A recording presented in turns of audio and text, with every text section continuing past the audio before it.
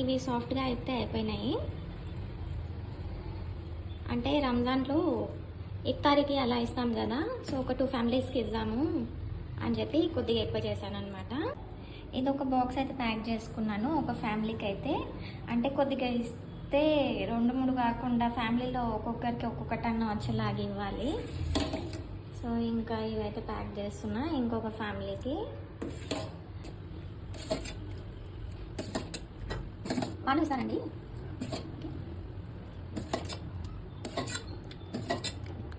8th day of iftari అండి. ఇది వచ్చేసి అండా సమోసా, బనానా చిప్స్, మిక్చర్ ఇవైతే నేను ఇచ్చి పంపిస్తున్నాను. ఇవేమో నాకు వచ్చింది.